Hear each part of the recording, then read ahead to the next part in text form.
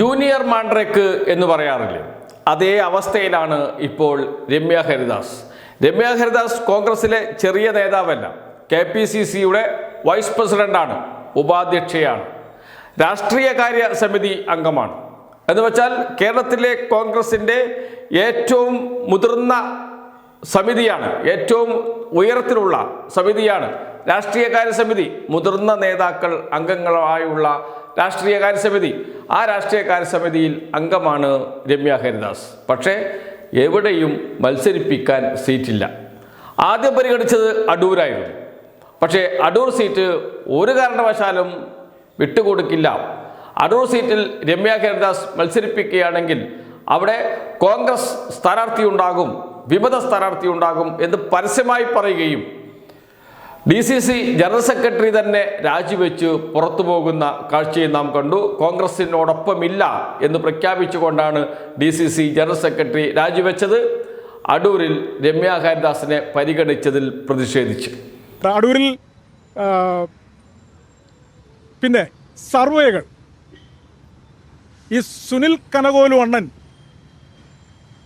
അദ്ദേഹം നടത്തിയ സർവേ ഉണ്ടല്ലോ, എൻ്റെ പേരുകളും അങ്ങനെ എല്ലാ മണ്ഡലങ്ങളിലും പലരുടെയും പേരുകൾ ഇട്ടിങ്ങനെ നടത്തിയ സർവേകൾ നടത്തിയല്ലോ. അപ്പോൾ സുനിൽ അണ്ണൻ്റെ ആ സർവേ ലിസ്റ്റ് പുറത്തു വരാൻ നിയമപരമായിട്ട് എന്തെങ്കിലും ചെയ്യാൻ പറ്റുമെന്ന് നോക്കാം. ഇത് കളിപ്പീരാണോ? സർവേക്ക് വേണ്ടി പണം മുടക്കുന്നല്ലേ പറയുന്നത്? സർവേകൾ വിടട്ടെ, പുറത്ത് വിടട്ടെ. അപ്പം നിങ്ങൾക്ക് ജയിക്കാനാണെങ്കിൽ, പാർട്ടിക്ക് ജയിക്കാനാണെങ്കിൽ അടൂരിൽ തന്നെ ഉണ്ട് സ്ഥാനാർത്ഥികൾ. ബാബു ദിവാകരനല്ല, അടൂരിൽ തന്നെ 6-7 പേരുണ്ട്. ഞാൻ ആരുടെയും പേര് പറയുന്നില്ല. നല്ല സ്ഥാനാർത്ഥികൾ. ഞാൻ പറഞ്ഞു കൊടുക്കാം, അല്ലെ പാർട്ടിക്കാർ പറഞ്ഞു കൊടുക്കും. അപ്പം എൻ്റെ അപേക്ഷ മാറ്റിവെച്ച നേതാക്കന്മാരെ ഞാനൊന്ന് അടൂരിലോട്ട് ക്ഷണിക്കുക. നമുക്കൊരുമിച്ച് ഇവിടെ ഒന്ന് നടക്കാം. തയ്യാറുണ്ടോ? നമുക്ക് ആളുകളുടെ ഒന്ന് നടക്കാം. ഞാനും വരാം. നിങ്ങൾ ആളിനെ വിടും, നിങ്ങൾ നേതാക്കന്മാരെ വിടണ്ട, അല്ലാതെ നിങ്ങളുടെ പ്രതിനിധികളെ അയച്ചാൽ മതി. നമുക്കൊന്ന് നടക്കാം, ജനങ്ങൾക്കിടയിൽ ഒന്ന് ഇറങ്ങി നടക്കാം. വരട്ടെ. അപ്പം പോരാടാനാണ് എന്നെ പഠിപ്പിച്ചത് പാർട്ടി. അനീതിക്കെതിരെ പോരാടാൻ. അനീതിക്കെതിരെ പോരാടിയത് കൊണ്ടാണ് ഇന്നത്തെ DGPയുടെ കയ്യിൽ നിന്ന് സെക്രട്ടേറിയറ്റിൻ്റെ പടിക്കൽ കിടന്ന് ഞാൻ ചവിട്ട് വാങ്ങിച്ചത്. ഇന്നും ബുദ്ധിമുട്ടാണ്. അപ്പം ആ പോരാട്ടം തുടരണ്ടേ? പാർട്ടി എന്നെ പഠിപ്പിച്ചത് അനീതിക്കെതിരെ പോരാടാനാ. വിദ്യാർത്ഥി യുവജന രാഷ്ട്രീയത്തിലൂടെയൊക്കെ പോരാടാനാണ് പഠിപ്പിച്ചത്. ആ പോരാട്ടം തുടരും. ഈ അനീതിക്കെതിരെ എൻ്റെ പോരാട്ടം തുടരും. ഇത് നീതികേടാണ്, അനീതിയാണ്, മനുഷ്യത്വമില്ലായ്മയാണ്, ഒക്കെയാണ്. ഇപ്പോൾ KPCC നേതാക്കൾ പറയുന്നത് അടൂർ മണ്ഡലത്തിൽ രമ്യ ഹരിദാസിനെ പരിഗണിച്ചിട്ടേയില്ല, അത്തരം ചർച്ചകൾ നടത്തിയിട്ടില്ല എന്നാണ്. എന്നാൽ അങ്ങനെയല്ല വസ്തുത എന്നും. രമ്യ ഹരിദാസിനെ അടൂർ മണ്ഡലത്തിൽ സജീവമായി പരിഗണിച്ചിരുന്നു.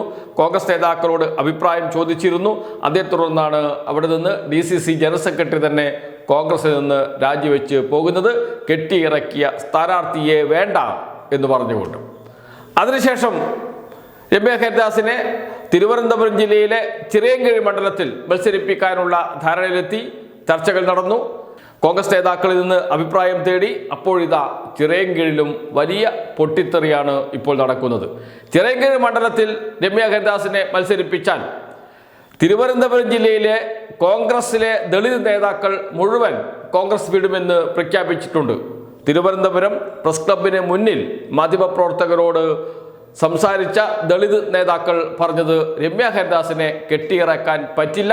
തിരുവനന്തപുരം ജില്ലയിൽ നിന്ന് നിങ്ങൾ ഏത് സ്ഥാനാർത്ഥിയെ മത്സരിപ്പിച്ചോ, കോഴിക്കോട് ജില്ലയിൽ നിന്ന് രമ്യ ഹരിദാസിനെ തിരുവനന്തപുരത്തേക്ക് കൊണ്ടുവരേണ്ടതില്ല എന്നാണ് ദളിത് വിഭാഗം നേതാക്കൾ പറയുന്നത്. അതും കൂടി കേൾക്കാം. ഇന്നലെയും നമ്മൾ വിചാരിച്ചത് നമ്മൾ ഉന്നയിച്ച ആരോപണങ്ങൾ ശരിയാണ്, അത് പാർട്ടി മുഖവിലേക്ക് എടുക്കും എന്നാണ് ഞങ്ങൾ പ്രതീക്ഷിച്ചത്. പക്ഷേ പാർട്ടി അത്തരത്തിലുള്ള നടപടിക്രമങ്ങളുമായി മുന്നോട്ട് പോകുന്നില്ല. ആറ്റിങ്ങൽ MP ശ്രീ അടൂർ പ്രകാശിന്റെ താൽപര്യമാണ് ചിറയൻകീഴ് നിയോജക മണ്ഡലത്തിൽ ഇത്തരത്തിലുള്ള ഒരു സ്ഥാനാർത്ഥിയെ കെട്ടിയിറക്കാൻ തീരുമാനിച്ചത്. ഞാൻ ഇന്നലെ സൂചിപ്പിച്ചതാണ്, ഇവിടെ പ്രമുഖരായിട്ടുള്ള എല്ലാ സാമുദായിക അംഗങ്ങളുമുണ്ട് ദളിത് വിഭാഗത്തിലെ. ആ വിഭാഗത്തിലെ ഒരാളെ പോലും സ്ഥാനാർത്ഥിയാകാൻ അംഗീകരിക്കുന്നില്ല. പക്ഷേ MP ഒരു താല്പര്യം, MP പറയുകയാണ് ഇദ്ദേഹത്തിന് മാത്രമേ മത്സരിപ്പിക്കാവൂ എന്ന് പറഞ്ഞാൽ ആ ദുഷ്ടൂരത്തിന് വഴങ്ങിക്കൊടുക്കാൻ ഇവിടുത്തെ ജില്ലയിലെ ദളിത് നേതാക്കന്മാർ തയ്യാറല്ല. അതൊരു യുദ്ധപ്രഖ്യാപനമായിട്ടാണ് ഞങ്ങൾ കാണുന്നത്. ഇപ്പോൾ ഞങ്ങൾ തീരുമാനിച്ചിരിക്കുന്നത് ഇവിടെ നേരത്തെ സൂചിപ്പിച്ചത് ദളിത് നേതാക്കന്മാരല്ല, ഇന്ത്യൻ നാഷണൽ കോൺഗ്രസിലെ നേതാക്കന്മാരാണ്. KPCCയുടെ ജനറൽ സെക്രട്ടറി, ദളിത് കോൺഗ്രസിലെ സംസ്ഥാന കമ്മിറ്റിയുടെ പ്രസിഡന്റ്, യൂത്ത് കോൺഗ്രസിന്റെ സംസ്ഥാന ഭാരവാഹി അടക്കമുള്ളവരാണ് DCC ഭാരവാഹി. അതിലുള്ളവർ എല്ലാവരുമാണ് ചർച്ചയ്ക്കിരുന്നത്. ആ ചർച്ചയുടെ അടിസ്ഥാനത്തിൽ നേതൃത്വം ഇനിയെങ്കിലും നമ്മുടെ വാക്കുകൾക്ക് മുഖവില കൊടുത്തില്ല എങ്കിൽ മറ്റുള്ള മുഴുവൻ സീറ്റുകളിലും ഞങ്ങൾ മത്സരിക്കാൻ തയ്യാറാകും. അത് നേതൃത്വത്തെ അറിയിക്കാൻ വേണ്ടിയിട്ടാണ് ഈ പത്രസമ്മേളനം വിളിച്ചത്. ശ്രീ മനോജ് യൂത്ത് കോൺഗ്രസ് സംസ്ഥാന സെക്രട്ടറിയാണ്. അദ്ദേഹത്തെ അരുവിക്കരയാണ് നമ്മൾ മത്സരിക്കാൻ തീരുമാനിച്ചിരിക്കുന്നത്. തീർച്ചയായിട്ടും എല്ലാ മണ്ഡലങ്ങളും സമാന ചിന്താഗതിയായിട്ടുള്ള ആളുകളുമായും പ്രസ്ഥാനങ്ങളുമായി ചർച്ച ചെയ്യാൻ ഞങ്ങൾ തയ്യാറാണ്. കാരണം ഒരു കാരണവശാലും പട്ടികജാതിക്കാരെ അംഗീകരിക്കില്ല എന്ന് പറഞ്ഞാൽ ഒരാളുടെ ദുഷ്ടൂരത്തിന് ഈ പാർട്ടിയെ വിട്ടുകൊടുക്കാൻ കഴിയില്ല. അതുകൊണ്ട് വളരെ ശക്തമായി തന്നെയാണ് ഞങ്ങൾ മുന്നോട്ട് പോകുന്നത്. ഒരിഞ്ച് ഇതൊന്നും പുറകോട്ട് പോകില്ല. അടൂർ പ്രകാശിന്റെ നിർബന്ധത്തിന് വഴങ്ങിയാണ് രമ്യ ഹരിദാസിനെ ചിറയൻകീഴ് മത്സരിപ്പിക്കാൻ ശ്രമിക്കുന്നത്. അതിനെതിരെയാണ് പ്രതിഷേധം ഉയർന്നത്.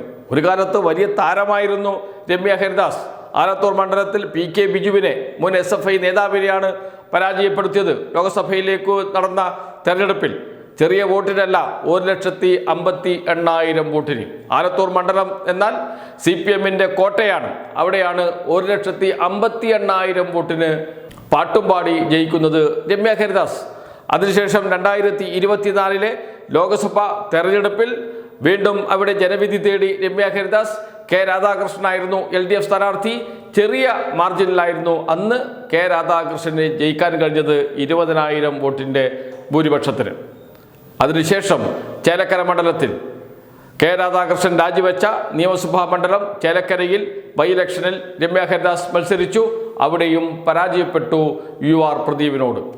ഇപ്പോഴിതാ നിയമസഭയിലേക്ക് വീണ്ടും മത്സരിക്കാൻ സീറ്റ് തേടി, മണ്ഡലം തേടി നടക്കുകയാണ് രമ്യ ഹരിദാസ്. ആർക്കും വേണ്ട. നേരത്തെ പറഞ്ഞതുപോലെ ജൂനിയർ മാൻഡ്രാക്കിനെ പോലെയാണ് ഇപ്പോൾ രമ്യ ഹരിദാസിൻ്റെ അവസ്ഥ. പാട്ടും പാടി ജയിക്കാം എന്നൊക്കെ പറഞ്ഞ് വന്ന രമ്യ ഹരിദാസിൻ്റെ പാട്ടുപെട്ടി തന്നെ പൊട്ടിപ്പോകുന്ന സ്ഥിതിയാണ് ഇപ്പോൾ കാണുന്നത്.